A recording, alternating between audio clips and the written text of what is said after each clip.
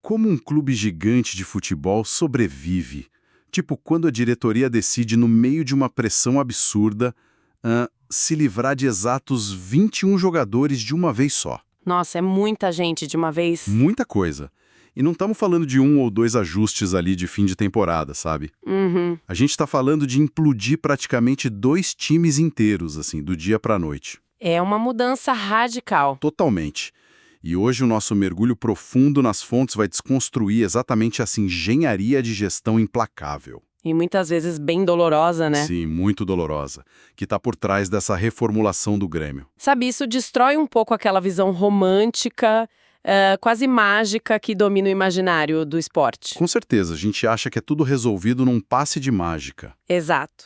Tem essa crença de que crises no futebol se resolvem com voos fretados, contratações de peso. Aqueles cheques em branco, né? Isso, cheques em branco. Mas o material que a gente vai analisar hoje mostra exatamente o oposto. Quando os holofotes se apagam e, bom, o dinheiro acaba, o departamento de futebol deixa de ser um palco de espetáculos. E vira o quê? Uma corporação fria? Exatamente, se revela como uma engrenagem corporativa brutal. E para decifrar essa engrenagem, nós reunimos notas detalhadas e trechos de uma entrevista fascinante com Paulo Pelaipe. O nome de muito peso. Muito peso. Estamos falando de um dirigente com quase 50 anos de bagagem no meio esportivo. É meio século lidando com tudo, né? Pois é, meio século lidando com ego de atleta, pressão absurda de torcida, crises financeiras.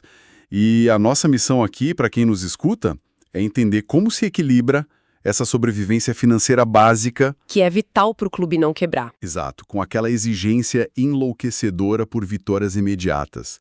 Como que a famosa aposta na base deixou de ser apenas um poema bonito, sabe?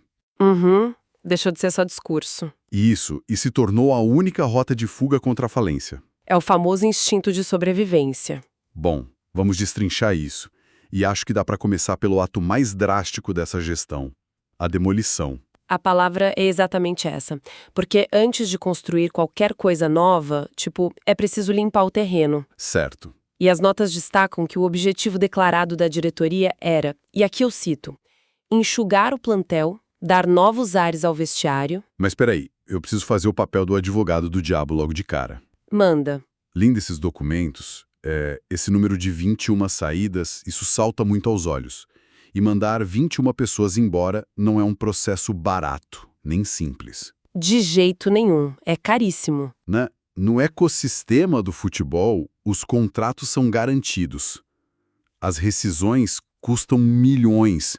E vários desses jogadores, como o próprio Pelaipe relata, não queriam sair. Sim, as notas mencionam isso, eles resistiram. Eles sentavam na frente da diretoria, olhavam nos olhos e diziam que queriam permanecer no clube. Como que um corte dessa magnitude, que gera um atrito humano e financeiro gigantesco... A curto prazo, né? Isso, a curto prazo. Como isso pode ser o primeiro passo para resolver uma crise de escassez de recursos? Parece muito contraintuitivo. Sabe a imagem que me veio à mente ao cruzar essas informações? Qual? É como uma poda drástica de uma árvore antiga. Ah, interessante essa analogia. Porque assim, a gente não corta 21 galhos porque odeia a árvore. Claro que não. Corta para salvar ela. Exato. Corta para que a seiva possa chegar aos novos brotos.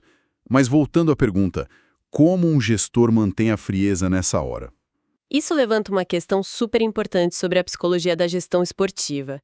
E é aí que os 50 anos de experiência do dirigente fazem toda a diferença. A bagagem conta muito nessa hora. Muito. Fica claro nas entrelinhas das fontes que manter esses jogadores seria um custo oculto ainda maior.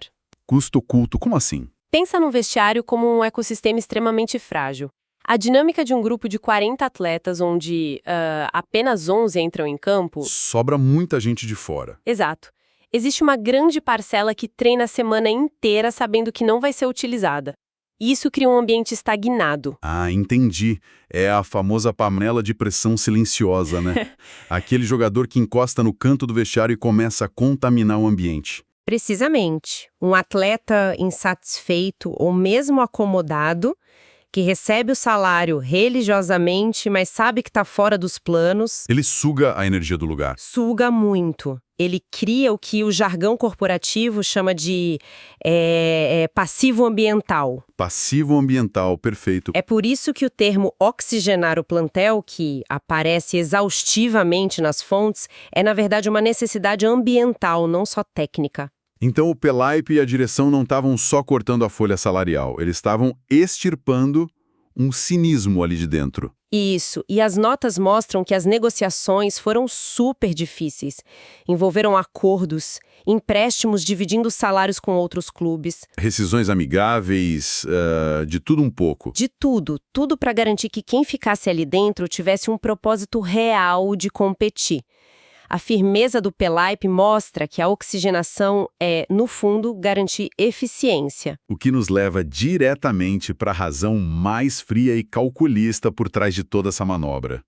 A matemática implacável, né? É economia pura e simples. A poda não foi só para melhorar o ambiente, foi para não falir. Sim. Os documentos são muito explícitos sobre esse cenário de escassez de recursos. O Grêmio se deparou com um mercado de transferências, completamente inflacionado. Valores absurdos, totalmente inatingíveis para a realidade deles naquele momento. Valores inatingíveis. Mas aqui eu preciso levantar uma provocação. Pode falar.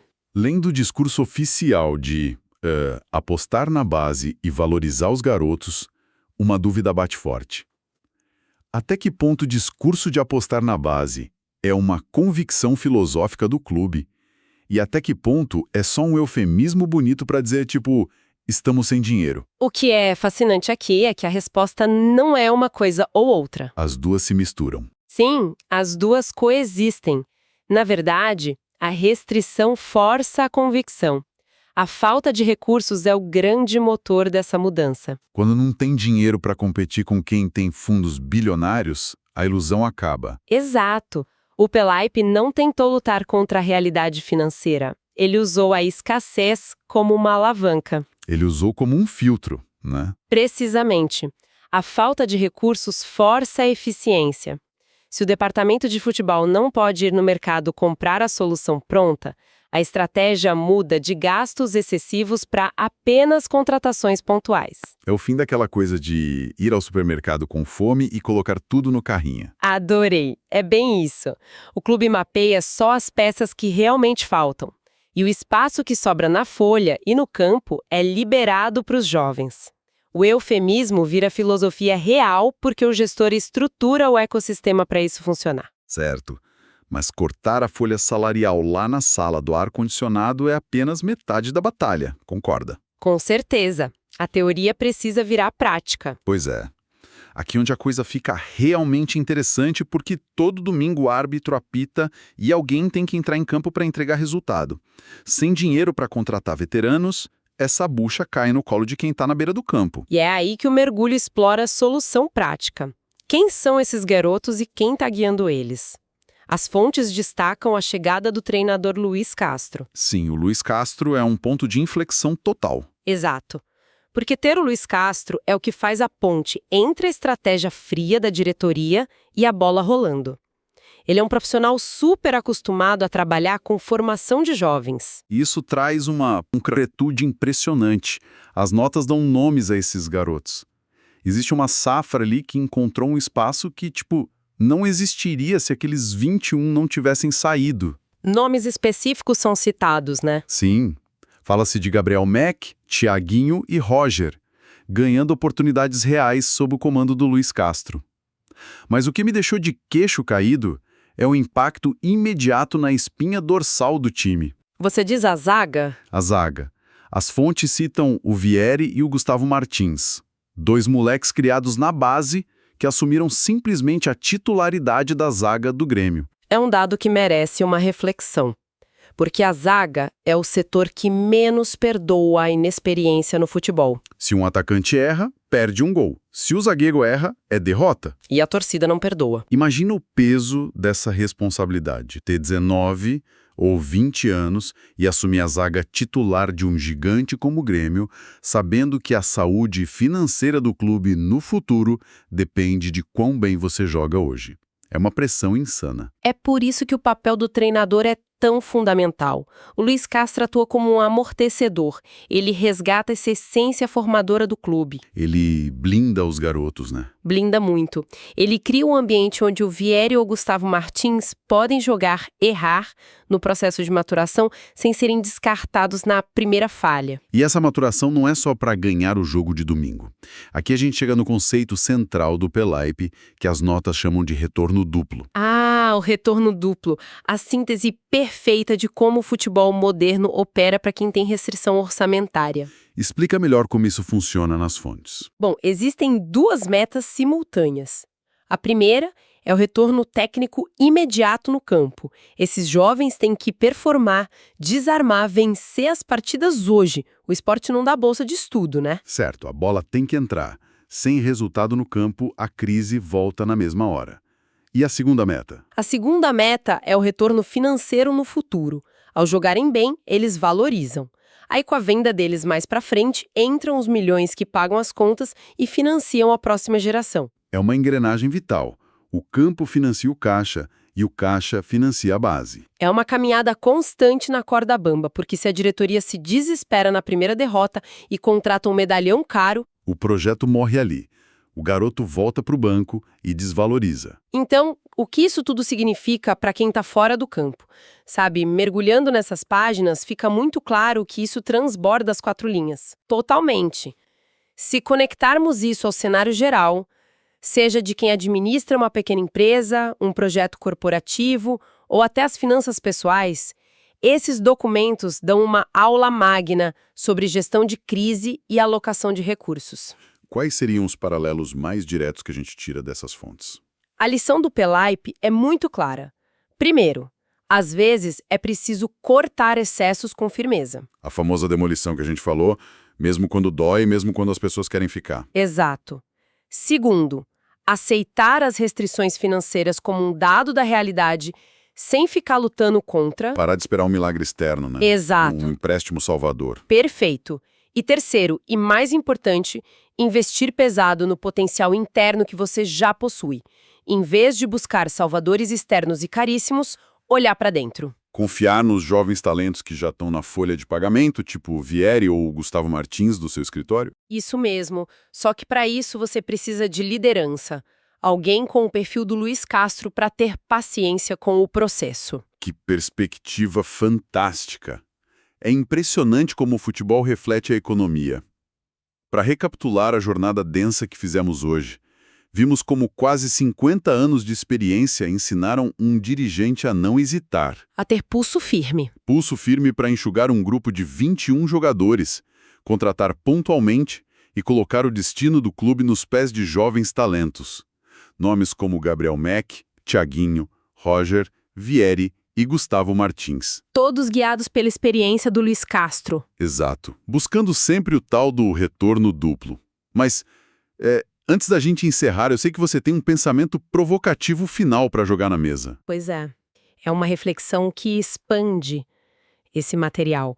Porque a grande contradição do conceito de retorno duplo é a seguinte: se a estratégia funcionar perfeitamente e esses garotos brilharem muito em campo, Que é o que todo mundo quer. sim, mas se eles brilharem, eles inevitavelmente serão vendidos para gerar a receita futura que o clube tanto precisa. Nossa, viram vitrine para o mercado internacional na hora. Exato. O que nos leva a pensar é, será que um clube de futebol focado em sustentabilidade é destinado a viver um ciclo eterno de oxigenação? Ciclos que não acabam nunca. Sendo sempre obrigado a dar adeus às suas maiores estrelas no momento exato em que elas atingem o auge. Que soco no estômago essa constatação. É a dor de criar os filhos para o mundo, só que aplicado aos negócios. O sucesso esportivo decreta a despedida imediata do ídolo. É o preço da sobrevivência hoje em dia. E excelente para o nosso público levar depois de fechar esse mergulho de hoje. Nós vamos encerrando a nossa investigação por aqui, que essas táticas de cortes, proteção de talentos e gestão sirvam de lente para os desafios de todo mundo. Foi um papo excelente. Foi sim. Um grande abraço a quem nos acompanhou e até a próxima análise desvendando os bastidores dessas grandes histórias. Até lá!